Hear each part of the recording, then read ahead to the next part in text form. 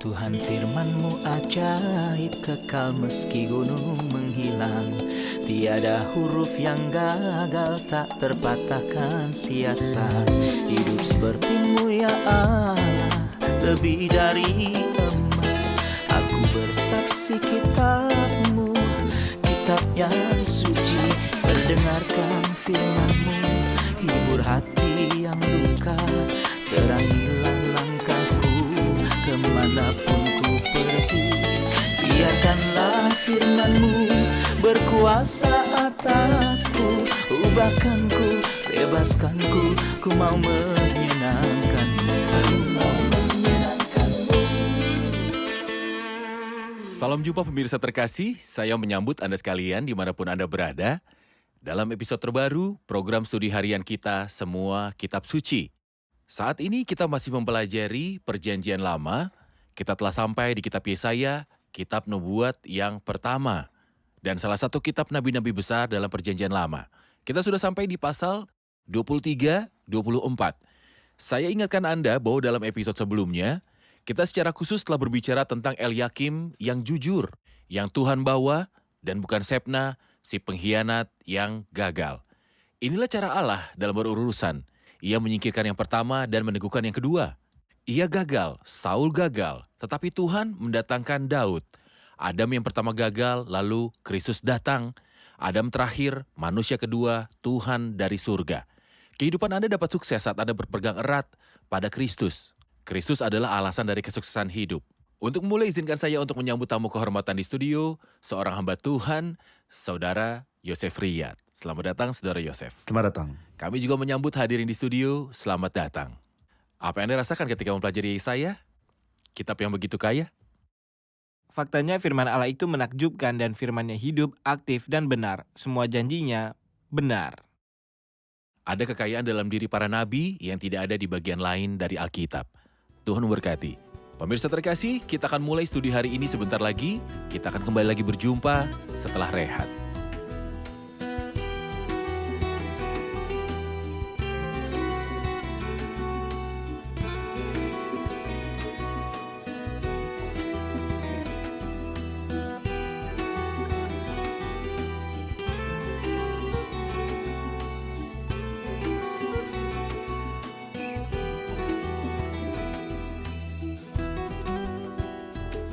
Berjumpa kembali Saudara Yosef. Selamat datang. Kita masih dalam studi yang menarik dan kaya tentang kitab Yesaya. Dan kita telah sampai dalam pasal 23 dan 24. Saya ingin tahu apakah pokok bahasan dari nubuat dalam Yesaya pasal 23. Kita mendapati di sini sebuah ucapan ilahi terhadap Tirus. Ucapan ilahi terakhir.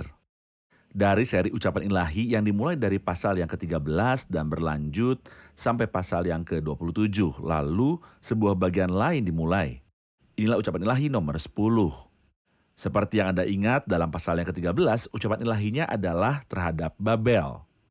Dan di sini yang ke-10, ucapan ilahi terakhir, ucapan ilahi terhadap Tirus.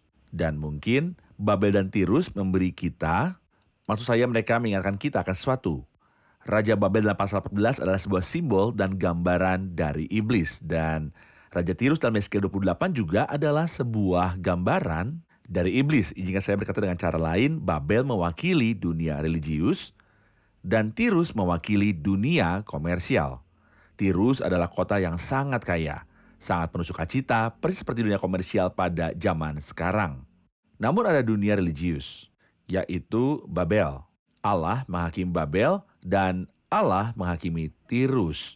Bagi Allah, seperti kita tahu bahwa dunia ini karena bentuk dunia saat ini akan berlalu. Karena dunia religius membuat manusia teralihkan dari Allah yang sejati, membuat manusia jauh dari Allah. Dunia komersial juga mengalihkan manusia dari Allah. Sebab itu ada penghakiman-penghakiman terhadap kedua bidang ini. Benar. Saudara Yosef, Anda katakan bahwa Tirus mewakili dunia komersial yang mengalihkan perhatian orang dari Allah dan membutuhkan penghakiman. Benar. Jadi dikatakan dalam ayat 13, 14, lihat negeri orang Kasdim, bangsa itulah yang melakukannya, bukan orang Asyur. Mereka telah menyerahkan Tirus kepada binatang-binatang gurun. Mereka telah mendirikan menara-menara pengapungan dan telah meratakan puri-puri kota itu dan membuat kota itu menjadi reruntuhan. Merataplah hai kapal-kapal Tarsis sebab sudah dirusakkan bentengmu. Apa kaitan antara Kasdim dan peranan mereka dalam penghakiman atas Tirus? Faktanya Nebukadnezar lah yang menghancurkan Tirus, dan biarkan saya berkata bahwa penghancuran atas Tirus terjadi dalam 2 tahap. Tahap pertama adalah oleh Nebukadnezar. Namun orang Tirus pintar dan sampai hari ini mereka pintar. Jadi mereka menyelundupkan, mereka mempunyai sebuah pulau di laut, maka mereka memiliki semua kekayaan mereka dari Nebukadnezar dan menaruhnya di laut karena Nebukadnezar tidak mempunyai angkatan laut sama sekali. Jadi ia tidak dapat melakukan Ia hanya apapun. mempunyai angkatan darat. Ia mempunyai angkatan darat, tak seorang pun bertahan di hadapannya, ia menyapu lawannya. Namun mereka yang segera mereka merasa tidak mampu untuk berdiri di hadapan Nebukadnezar, mereka mengambil segalanya dan menaruh di pulau itu.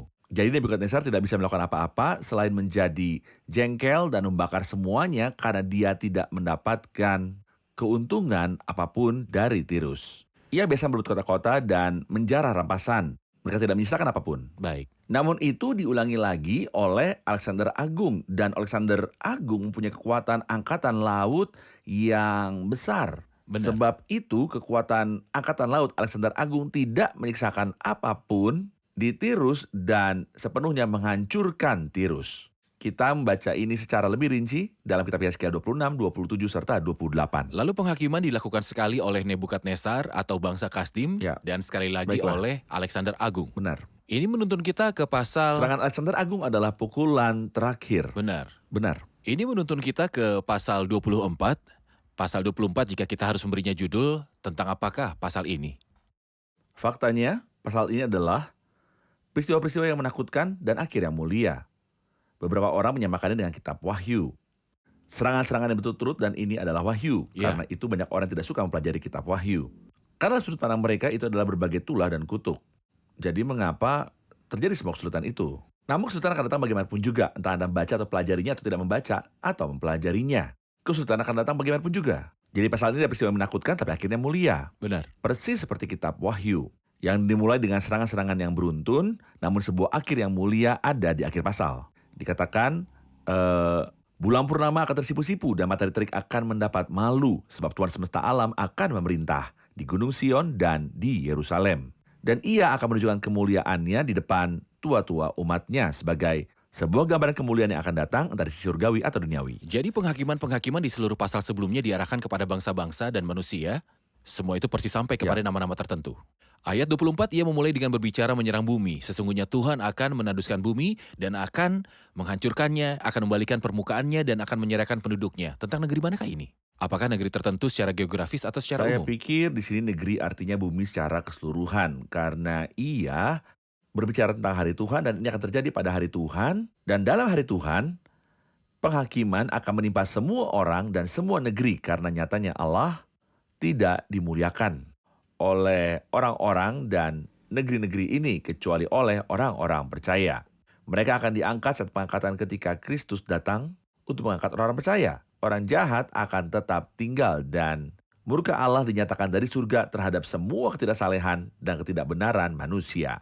Sebab itu ia berkata dalam ayat-ayat ini, maka seperti nasib rakyat demikianlah nasib imam, seperti nasib hamba laki-laki demikianlah nasib tuannya. Seperti nasib hamba perempuan demikianlah nasib nyonyanya, seperti nasib pembeli demikianlah nasib penjual, seperti nasib peminjam demikianlah nasib meminjamkan, seperti nasib orang yang berhutang demikianlah nasib orang yang berpiutang.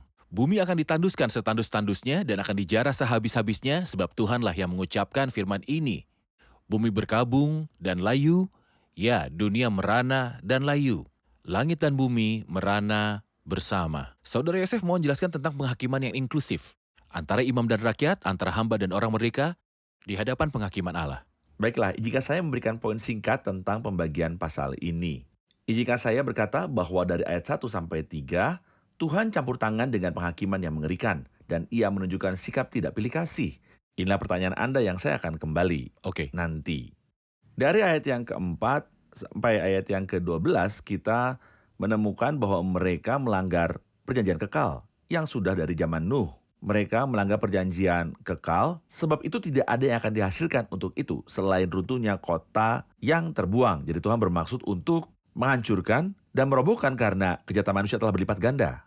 Bagian ketiga dari ayat 13 sampai ayat yang ke-20 kita melihat pujian dan ratapan tampak mengikuti satu sama lain. Akhirnya di penghujung pasal, pemerintahan Kristus ketika ia memerintah dan Dari mengadili. ayat 21. Dari ayat 21 sampai akhir pasal. Benar. Pertanyaan Anda bahwa Allah tidak memilih kasih seperti nasib hamba laki-laki, demikianlah nasib tuannya. Seperti nasib rakyat, demikianlah nasib imam. Seperti nasib peminjam, demikianlah nasib yang meminjamkan. Izinkan saya mengingatkan Anda dengan sebuah ayat dalam Wahyu ke-20 saat ia berkata, dan aku melihat orang-orang mati besar dan kecil. Dan besar. Besar tentunya itu maksudnya kecil secara usia. Karena semua orang yang berusia muda akan diselamatkan berdasarkan pendamaian yang Kristus kerjakan, meskipun kecil atau muda dalam posisi. Izinkan saya berkata, penjaga dan raja, siapa yang akan berdiri di hadapan Allah? Maka akankah para raja akan berdiri di garis depan? Tidak ada yang seperti itu. Penjaga dan raja seperti nasib hamba, demikianlah tuannya. Seperti nasib rakyat, demikianlah nasib imam. Allah tidak akan menunjukkan pilih kasih Setiap ketika mulut ia mungkin menghakimi. dibungkam. Benar, dan ketika ia menghakimi, ia akan menghakimi dengan adil. Jadi apakah yang melakukan dosa itu adalah rakyat atau imam? Ya. Tidak ada bedanya. Benar. Hadirin pasti punya pertanyaan, kita akan menerima pertanyaan dari hadirin. Ayat 5 berkata, bumi cemar karena penduduknya sebab mereka melanggar undang-undang, mengubah ketetapan dan mengingkari perjanjian abadi. Apa arti pengingkaran perjanjian abadi ini? Iya, Anda katakan bahwa bagian kedua adalah dari ayat 4-12, mereka telah melanggar perjanjian abadi. Apa maksud perjanjian yang abadi? Perjanjian yang Tuhan buat dengan Nuh bahwa semua makhluk tidak akan binasa.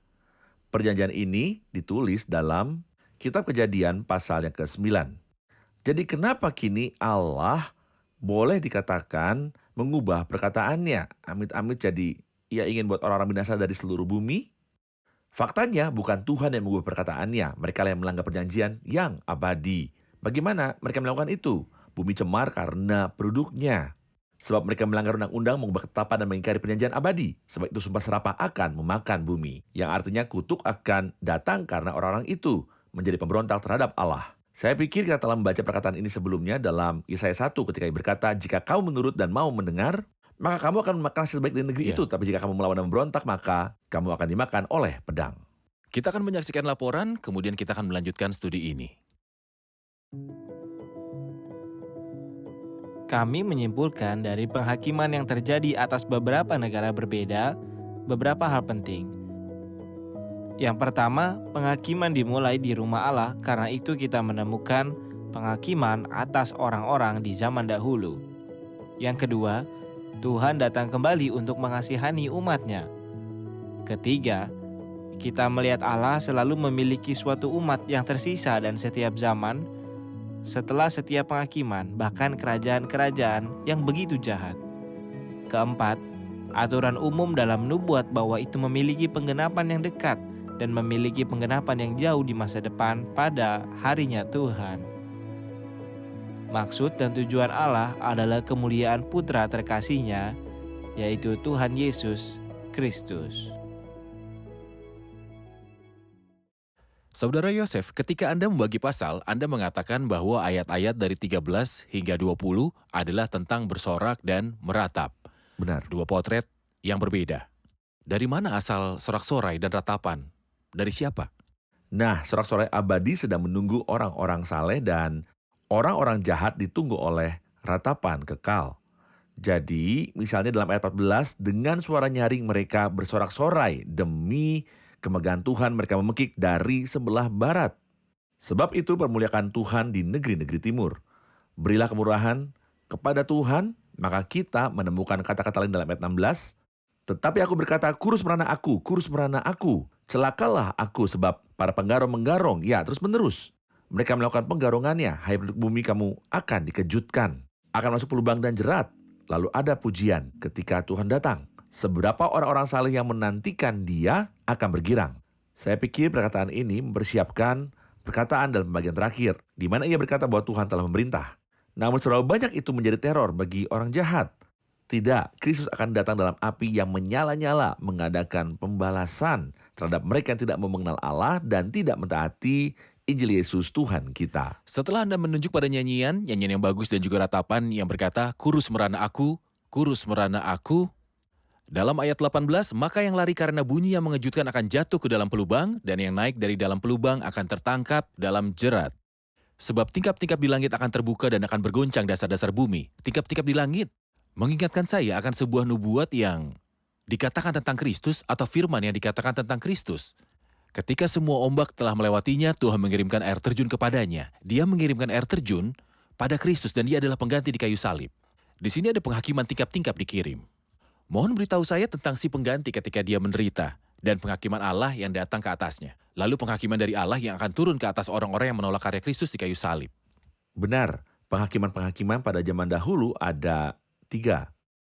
Pertama, air bah pada zaman Nuh. Air bah, Air bah. Penghakiman kedua adalah api yang melahap pada zaman Lot, Sodom dan Gomora. Sodom dan Gomora. Penghakiman ketiga adalah kegelapan pada Mesir. zaman Musa di Mesir. Ketiganya itu ada dalam kayu salib.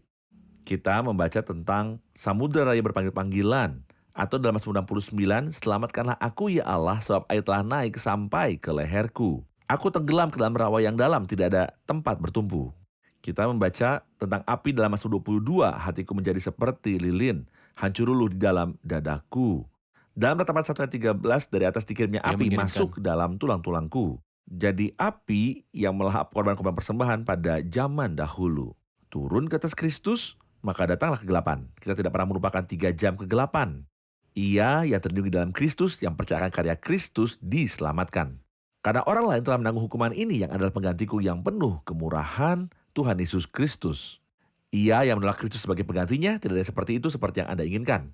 Namun Anda harus membayar upah dosa dan hukuman dosa. Dosa bukan hal yang mudah. Dosa mengakibatkan turunnya air dan api dan menyebabkan kegelapan total yang dapat disentuh. Ada lautan api dan ada kegelapan lahiriah. Ini bagi mereka yang menolak, yang angkuh atau dipandang berlebihan. Tidak, mengapa Kristus akan ada di pihakku, aku akan memikul bebanku, baiklah pikul bebanmu. Benar, benar. Saudara Yosef di ayat 21 dimulai dengan ini, maka pada hari itu Tuhan akan menghukum tentara langit di langit dan raja-raja bumi di atas bumi. Mereka akan dikumpulkan bersama-sama seperti tahanan dimasukkan ke dalam liang. Mereka akan dimasukkan ke dalam penjara dan akan dihukum sesudah waktu yang lama. Bulan purnama akan tersipu-sipu dan matahari terik akan mendapat malu, sebab Tuhan semesta alam akan memerintah di Gunung Sion dan di Yerusalem, dan ia akan menunjukkan kemuliaannya di depan tua-tua umatnya. Gambaran apakah yang kata-kata ini lukiskan kepada kita? Faktanya, semua itu adalah ayat-ayat yang menakjubkan. Mereka penuh dengan fakta-fakta yang menakjubkan. Ia berkata pada hari itu, kita paham bahwa itu adalah sebuah kunci yang menakjubkan. Kita berkata bahwa itu berbicara tentang sebuah hari yang akan datang. Karena itu adalah sebuah kata ganti demonstratif sampai yang jauh. Pada hari itu artinya hari Tuhan secara spesifik. Jadi pada hari itu, hari Tuhan, kita berkata dan mengatakannya lagi untuk menjamin dibagi menjadi malam dan siang. Malam harinya Tuhan adalah murka dan penghakiman. Pagi harinya Tuhan adalah pemerintahan dan bergirang. Maka pada hari itu yaitu hari Tuhan, Tuhan akan menghukum tentara langit di langit. Dan raja-raja bumi di atas bumi. Kita perhatikan bahwa itu dimulai dengan tara langit. Ini bawa pikiran kita kepada Wahyu pasal 12. Ketika ia berkata dalam Wahyu 12, maka timbullah peperangan di surga. Mikael dan malaikat-malaikatnya berperang melawan naga itu. Ia dilemparkan ke bumi, mereka tidak mendapat tempat lagi di surga. Lalu Tuhan akan menghukum tentara langit di surga di tengah-tengah ke-7 tahun, di tengah minggu. Inilah yang akan mengubah awal dari kelahiran segala sakit untuk membuatnya menjadi masa kesusahan besar. Ia akan hukum tentara langit di surga, namun bukan saja begitu. Dan para raja di bumi, di atas bumi. Karena ketika Kristus menampakkan diri sudah 3 tahun kedua, ia akan menghukum raja-raja di dunia. Sebagai hasilnya mereka akan dikumpulkan bersama sebagai tawanan dalam sebuah lubang. Saya pikir dengan mudah membawa kita kepada kitab Wahyu pasal ke-19 sampai akhir pasal ini. Dan pasal 20 dari kitab Wahyu pada awal pasal. Ia berkata dalam Wahyu, pasal 19, dan aku melihat binatang itu dan raja-raja di bumi, serta tentara-tentara mereka telah berkumpul untuk melakukan peperangan melawan penunggang kuda itu dan tentaranya. Maka tertangkaplah binatang itu dan bersama-sama dengan dia nabi palsu. Lalu berkata keduanya dilemparkan hidup-hidup ke dalam lautan api yang menyala-nyala oleh belerang. Dan semua orang lain yang adalah raja-raja di bumi, sisanya dibunuh dengan pedang. Yang keluar dari mulut penunggang kuda itu, dan semua burung kenyang oleh daging mereka. Kemudian berkata, lalu aku melihat seorang malaikat turun dari surga memegang anak kunci jurang maut. Dan suatu rantai besar di tangannya.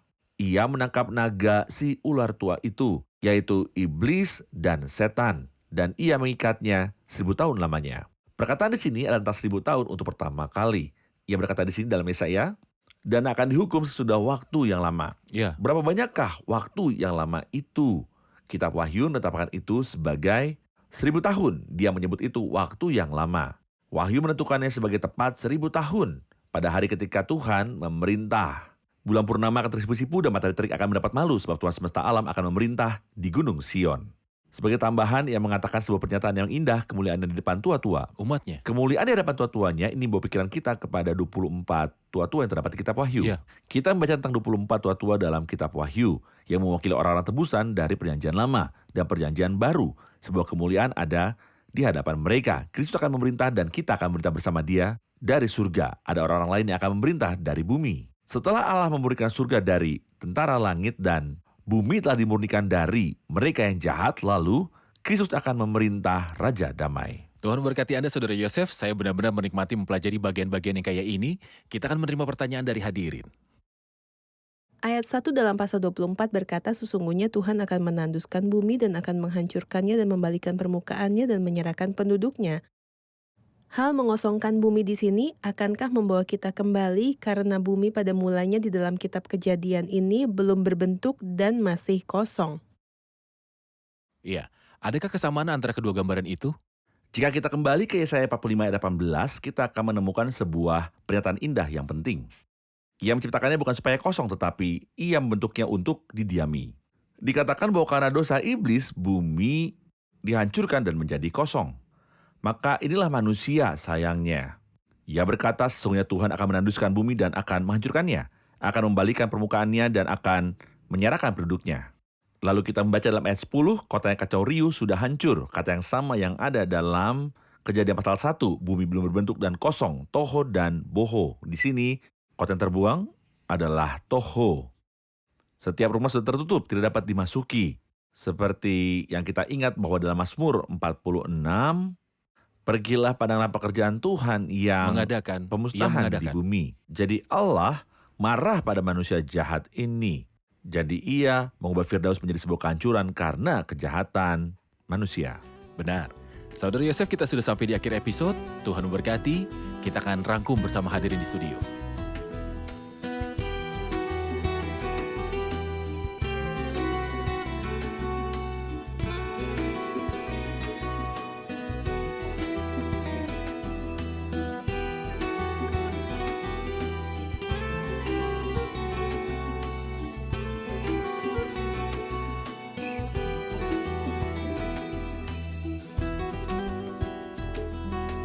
Kita tahu bahwa pasal 23 ada sebuah penghakiman atas Tirus. Bisakah Anda ingatkan mewakili apakah Tirus? Sejauh yang kami mengerti, Babel mewakili dunia religius dan Tirus mewakili dunia yang bersifat komersial. Dunia religius yang membuat manusia jauh dari Allah yang sejati, dunia komersial yang mengalihkan manusia dari Allah. Saudara Yosef? Kedua raja mewakili iblis dalam Yesaya 14 dan Yeskiel pasal yang ke-28. Oke, Yesaya 14 berbicara tentang Raja Babel, Yehezkiel 28 berbicara tentang Raja Tirus. Lalu bagaimana penghakiman itu digenapi atas Tirus dan siapakah yang dipakai untuk melenyapkan Tirus? Dilenyapkannya Tirus dilakukan dalam 2 tahap. Pada masa Nebukadnezar ketika mereka menyelundupkan kekayaan mereka ke laut di Pulau Tirus. Kali kedua adalah lewat Alexander yang agung yang memiliki kekuatan angkatan udara dan mampu menghancurkan seluruh pulau. Jadi kali pertama oleh Nebukadnezar, lalu yang kedua oleh Alexander Agung. Nebukadnezar. Saudara Yosef? Baiklah, cedera fatal itu oleh Alexander Agung. Tirus tidak dibangun sampai hari ini menghakimi bumi. Oke. Kita pindah ke pasal 24, kita menemukan penghakiman itu global di seluruh dunia, ada penghakiman atas seluruh bumi. Dan Alkitab memberi kita alasan, mengapa Allah menghakimi bumi? Allah menghakimi bumi karena mereka melanggar perjanjian yang kekal. Apakah perjanjian kekal itu? Allah memulai dengan Nuh bahwa ada awal setelah air bah. Namun ketika Allah berkata kepadanya bahwa ia tidak akan membinasakan bumi, umatnya tetap tidak taat. Kemudian Tuhan telah berfirman bahwa dia tidak akan menghancurkan bumi. Kemudian Tuhan telah berfirman bahwa dia tidak akan menghancurkan bumi lagi dengan air bah, tetapi orang-orang melanggar perjanjian sehingga Tuhan harus menghancurkan orang-orang dengan cara lain atau menghancurkan kejahatannya.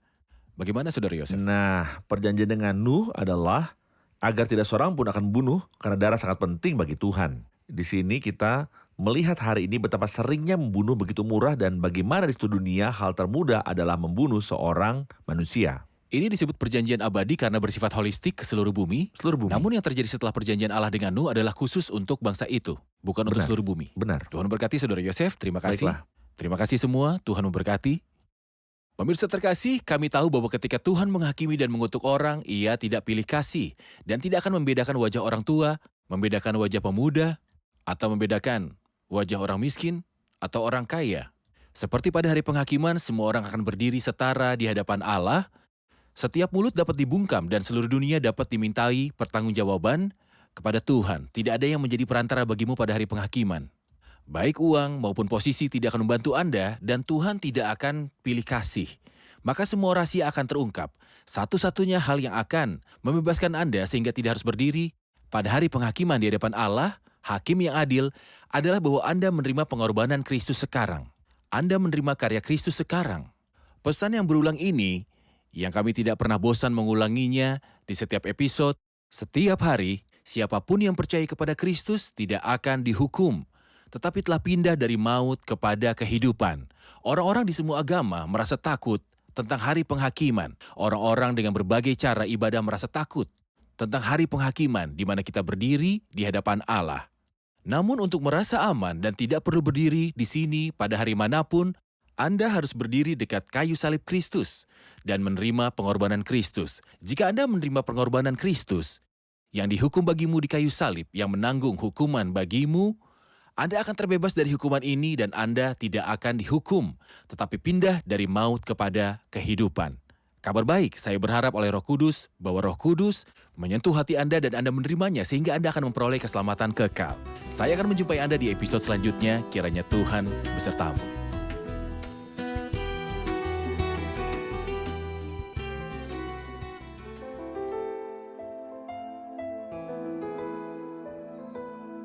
Tuhan firman-Mu ajaib, kekal meski gunung menghilang. Tiada huruf yang gagal, tak terpatahkan sia-sia. Hidup seperti-Mu ya Allah, lebih dari emas. Aku bersaksi kitab-Mu, kitab yang suci.